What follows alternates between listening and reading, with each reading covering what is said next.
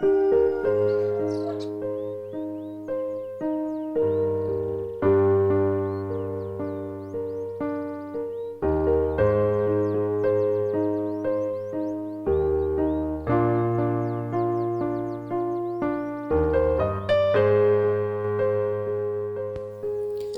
be like Jesus, diffuse the light throughout the dark world. For as I passed by and beheld your devotions, I found an altar with this inscription: to the unknown God, whom therefore he ignorantly worship him, declare I unto you. Acts 17 and verse 23.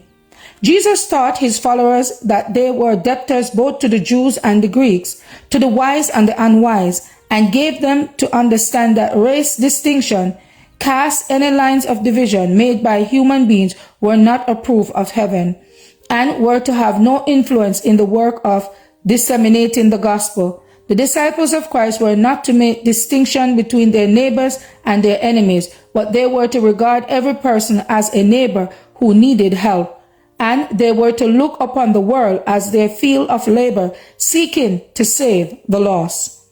Jesus has given to both men and women their work, taking them from the narrow circle which their selfishness has prescribed, annihilating territorial lines and all artificial distinctions of society. He marks off no limited boundary for missionary zeal, but bids his followers extend their labors to the utmost part of the earth. The field of labor presents one vast community of human beings who are in darkness of error, who are filled with longing, who are praying to one they know not. They need to hear the voice of those who are laborers together with God, saying to them, as Paul said to the Antiochians, whom therefore ye ignorantly worship him, declare I unto you. The members of the Church of Christ are to be faithful workers in the great harvest field. They are to be diligent working and earnestly praying, making progress and diffusing light amid the moral darkness of the world. For are not the angels of heaven imparting to them divine inspiration? They are never to think of, and much less to speak of, failure in their work.